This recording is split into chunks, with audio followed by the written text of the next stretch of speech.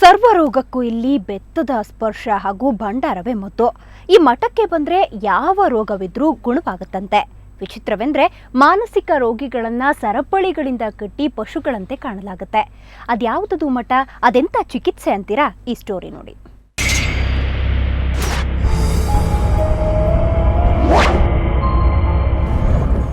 ಸರಪಳಿಗಳಿಂದ ಬಂಧಿಯಾಗಿರೋ ಇವರೆಲ್ಲ ಯಾವುದೋ ಜೈಲಲ್ಲಿ ಶಿಕ್ಷೆ ಅನುಭವಿಸ್ತಾ ಇರೋರಲ್ಲ, ಬದಲಾಗಿ ಇವರೆಲ್ಲ ಮಾನಸಿಕ ರೋಗಿಗಳು.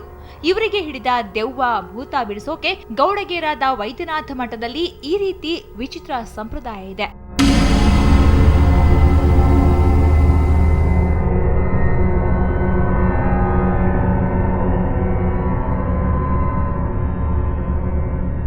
ಬೇಡಿ ಹಾಕೋದಂದ್ರೆ ಏನದ, ಹುಚ್ಚರು ಹೊಡಿತಾರ. ಈಗ ಮನೆಯವ್ರು ಹಿಡ್ಕೊಂಬಂದ್ರೆ ಮನೆಯವ್ರಿಗೆ ಹೊಡಿತಾರ. ಹೊಡೆಯೋ ಸಲುವಾಗಿ ಏನದ, ಅದನ್ನು ಬೇಡಿ ಹಾಕಿದರೆ ಕಟ್ಟಿದರೆ ಸುಮ್ಮನೆ ಬಿಡ್ತಾರೆ. ನಾವು ಮುಂಜಾನೆ ಇಳಿಸ್ತೀವಿ ಅಷ್ಟೇ. ಆಗೋದಲ್ಲ, ಆಧಾರ ಹಾಕ್ತೀವಿ, ಇಳಿಸ್ತೀವಿ. ಹೆಚ್ಚು ಕಮ್ಮಿ ಆಯ್ತಂದ್ರೆ ಒಂದು ಕಾಲು ಒದ್ದು ಬಿಟ್ರೆ ಹೋಗ್ಬಿಡ್ತದೆ. ಅಂದಹಾಗೆ ಈ ಮಠಕ್ಕೆ ಕರ್ನಾಟಕ ಮಾತ್ರ ಅಲ್ಲ, ಹೊರ ರಾಜ್ಯದಿಂದಲೂ ಬರ್ತಾರೆ. ಕ್ಯಾನ್ಸರ್, ಕಾಮಾಲೆ ಸೇರಿದಂತೆ ಹಲವು ರೋಗವುಳ್ಳವರಿಗೆ ಬೆತ್ತದ ಸ್ಪರ್ಶ ಹಾಗೂ ಅರಿಶಿನ ಕೊಟ್ಟು ಮಠದಲ್ಲಿ ಬಿಡ್ತಾರೆ. ಮಾನಸಿಕ ರೋಗಿಗಳಾಗಿದ್ರೆ ಅವರ ಕಾಲುಗಳಿಗೆ ಚೈನ್ ಕಟ್ಟಿ ಗಿಡಕ್ಕೆ ಕಟ್ತಾರೆ.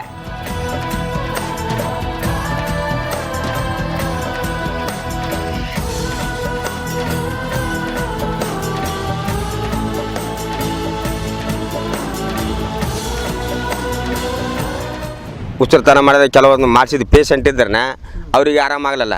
ಅವರು ಮುತ್ತನವರು ತಮ್ಮ ಇದು ಪವಾಡದ ಮೇರೆಗೆ ಏನೋ ತಮ್ಮ ಮಂತ್ರಶಕ್ತಿಯಿಂದನೋ ಏನೋ ದೇವರ ಆಶೀರ್ವಾದದಿಂದನ ಕಡಗ ನೇಮಕ ಮಾಡಿದರು. ಹುಚ್ಚರಿಗೆ ಕಡಗ ನೇಮಕ ಮಾಡಿ ಒಂದು 3-4 ಜನಕ್ಕೆ ಸ್ಟಾರ್ಟಿಂಗ್ ಹಾಕಿದರು. ಆ್ಯಕ್ಚುಲಿ ನಮ್ಮಲ್ಲಿ ಹುಚ್ಚರು ದವಾಖಾನೆ ತೆಗಿಬೇಕಂದ್ರೆ ಹಾಕಿಲ್ಲ. ಎಗ್ರಾಡ್ತಾವೆ ಇವು ಹುಚ್ಚು ಮಾಡಕತ್ತ ಮಂದಿ ಕಲ್ ತಗೊಂಡು ಹೊಡಿತೇನೆ ಅಂತೇಳಿ ಕಡಗ ಹಾಕಿಬಿಟ್ರು. ಯಾವುದೋ ಒಂದು ಮೈಲಾಲಿಂಗನ ಆಶೀರ್ವಾದ. ಈ ರೀತಿ ಮಾಡೋದು ಶಿಕ್ಷೆಯಲ್ಲ, ಇಲ್ಲಿನ ಸಂಪ್ರದಾಯ ಅನ್ನೋದು ಮಠದವರ ಅಭಿಪ್ರಾಯ. ಜೊತೆಗೆ ಈ ಕಾರ್ಯಕ್ಕೆ ಯಾರ ವಿರೋಧನೂ ವ್ಯಕ್ತವಾಗಿಲ್ಲ. ಒಟ್ನಲ್ಲಿ ಜಗತ್ತು ವೈಜ್ಞಾನಿಕವಾಗಿ ಮುಂದುವರೆದ್ರೂ ಇಂತಹ ನಂಬಿಕೆಗಳು ಇನ್ನೂ ಇರೋದು ಮಾತ್ರ ವಿಪರ್ಯಾಸವೇ ಸರಿ.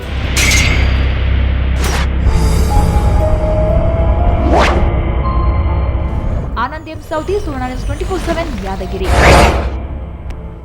ಇನ್ನು ಈ ಬಗ್ಗೆ ಮಾಧ್ಯಮಗಳಲ್ಲಿ ವರದಿಯಾಗ್ತಿದ್ದಂತೆಯೇ ಜಿಲ್ಲಾಡಳಿತ ಎಚ್ಚೆತ್ತುಕೊಂಡಿದೆ. ಚಿಕಿತ್ಸೆ ಹೆಸರಲ್ಲಿ ಹಿಂಸೆ ನೀಡಲಾಗ್ತಿದೆ ಅಂತ ಮಾನವ ಹಕ್ಕು ಉಲ್ಲಂಘನೆ ಕಾಯ್ದೆಯಡಿ ಪ್ರಕರಣ ದಾಖಲಿಸಿದ್ದು, ಮಠದ ಪ್ರಮುಖರನ್ನ ಪೊಲೀಸರು ವಶಕ್ಕೆ ತೆಗೆದುಕೊಂಡು ವಿಚಾರಣೆ ನಡೆಸಿದ್ದಾರೆ. ಮಾನಸಿಕ ಅಸ್ವಸ್ಥರನ್ನ ಜಿಲ್ಲಾಸ್ಪತ್ರೆಗೆ ಸೇರಿಸಿ ಚಿಕಿತ್ಸೆ ಕೊಡಿಸಲಾಗ್ತಿದೆ. ಈ ರೀತಿಯ ಅಮಾನವೀಯ ಘಟನೆ ಜಿಲ್ಲೆಯಲ್ಲಿ ನಡೆದಿರುವುದು ವಿಷಾದಕರ ಎಂದಿರುವ ಜಿಲ್ಲಾಧಿಕಾರಿ ಗುರುನೀತ್ ತೇಜ್ ಮೆನನ್ ಈ ಬಗ್ಗೆ ತನಿಖೆ ನಡೆಸುವಂತೆ ಪೊಲೀಸ್ ಇಲಾಖೆಗೆ ಸೂಚಿಸಲಾಗಿದೆ ಅಂದ್ರು. ಮಾನಸಿಕ ವೈದ್ಯರೊಡನೆ ರೋಗಿಗಳ ಕುಟುಂಬಕ್ಕೆ ತಿಳಿ ಹೇಳಲಾಗುವುದು ಅಂದ್ರು. ಇಂತಹ ವಾತಾವರಣ ಮಠದ ಭಕ್ತರಲ್ಲಿ ಆತಂಕಕ್ಕೆ ಕಾರಣವಾಗಿದ್ದು, ಸ್ವಯಂ ಪ್ರೇರಿತವಾಗಿ ಸರಪಳಿ ಕಟ್ಟಿಕೊಳ್ಳಲಾಗ್ತಿತ್ತು ಅಂತ ಹೇಳಲಾಗಿದೆ. ಚಿತ್ರದುರ್ಗದಲ್ಲಿ ಪತಿಗಾಗಿ ಪತ್ನಿ ಹಠ ಹಿಡಿದಿದ್ದಾಳೆ. ಗಂಡ ನನಗೆ ಹೆಂಡತಿನೇ ಬೇಡ ಅಂದ್ರೂ ಹೆಂಡತಿ ನನಗೆ ಗಂಡ ಬೇಕೇ ಬೇಕು ಅಂತಿದ್ದಾಳೆ. ಹೊಳಲ್ಕೆರೆ ತಾಲೂಕಿನ ದೇವಪುರದ ಹಟ್ಟಿಯ ರಾಜಪ್ಪ ಮತ್ತು ಚಿತ್ರಹಳ್ಳಿಯ ಸುಧಾ 3 ವರ್ಷಗಳ ಹಿಂದೆ ಮದುವೆಯಾಗಿದ್ರು. ಪತಿ ಸುಧಾ ಅನಾರೋಗ್ಯದ ಕಾರಣ ತವರು ಮನೆಗೆ ಹೋಗಿದ್ರು. ನಂತರ ರಾಜಪ್ಪ, ನಾನು ಸುಧಾಳನ್ನ ಅವರ ಮನೆಗೆ ಹೋಗಿ ಕರೆದಾಗ ನನ್ನ ಜೊತೆ ಬರದೆ ಅವಮಾನ ಮಾಡಿದ್ಲು ಅಂತ ನನಗೆ ಹೆಂಡತಿಯೇ ಬೇಡ ಅಂತಿದ್ದಾನೆ. ಆದ್ರೆ ಸುಧಾ ನನಗೆ ಗಂಡ ಬೇಕೇ ಬೇಕು ಅಂತ ಹಠ ಹಿಡಿದು ಗಂಡನನ್ನ ಹಿಂಬಾಲಿಸಿದ್ದಾಳೆ.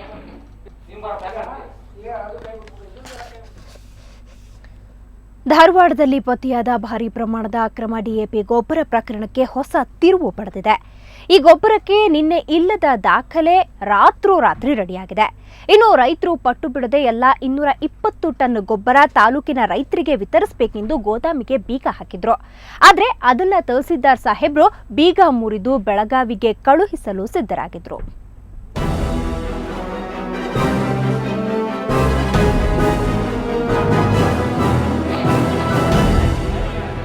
ಧಾರವಾಡದ ಹೊಸ ಎಪಿಎಂಸಿಯಲ್ಲಿ ಅಕ್ರಮವಾಗಿ ಸಂಗ್ರಹಿಸಿಟ್ಟಿದ್ದ ಭಾರೀ ಪ್ರಮಾಣದ ಡಿಎಪಿ ಗೊಬ್ಬರ ಪತ್ತೆಯಾಗಿದ್ದೇ ತಡ ಅಧಿಕಾರಿಗಳು ಪ್ರಕರಣದಿಂದ ಬಚಾವಾಗೋಕೆ ಎಲ್ಲಿಲ್ಲದ ಪ್ರಯತ್ನ ಪಡ್ತಿದ್ದಾರೆ.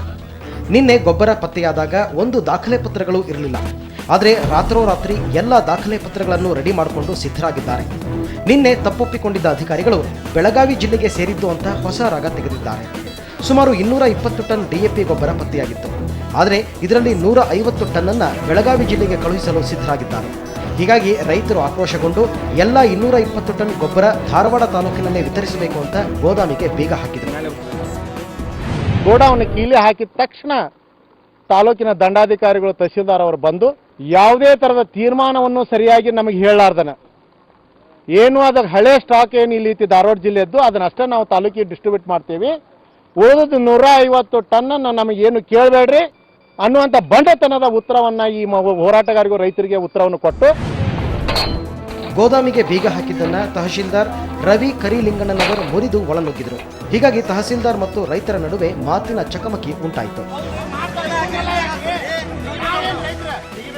ಇಲ್ಲಿ ಬಂದು ಗೋಡೌನ್ದಲ್ಲಿ ನಾವು ರೈತರಿಗೆ DAP ಹಂಚೋದು ಬೇಡ ಎಲ್ಲಾನು ಈ ರೀತಿಯಾಗಿ ಅಡ್ಡಿಪಡಿಸ್ತಾ ಇದ್ರು. ಅದಕ್ಕಾಗಿ ನಾವು ಬಂದು ಅವ್ರನ್ನ ತಕ್ಷಣದಲ್ಲಿ ತೆರವುಗೊಳಿಸಿ ಆ ಬಾಗಿಲು ತೆಗೆದು ನಾವೀಗ CAPMCಯಿಂದ ಏನು ಗೊಬ್ಬರ ಒಯ್ಯಲಿಕ್ಕೆ ಸೊಸೈಟಿಯವರು ಬಂದಿದ್ದಾರೆ ಅವರಿಗೆಲ್ಲ ನಾವೀಗ ಗೊಬ್ಬರವನ್ನು ಹಂಚಿಕೆ ಮಾಡ್ತಾ ಇದ್ದೀವಿ.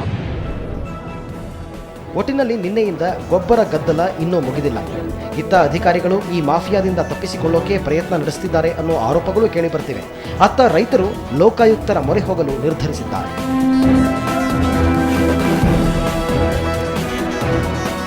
ಅಮರೇಶ ರಾಠೋಡ, ಸುವರ್ಣ ನ್ಯೂಸ್ 24/7 ಧಾರವಾಡ.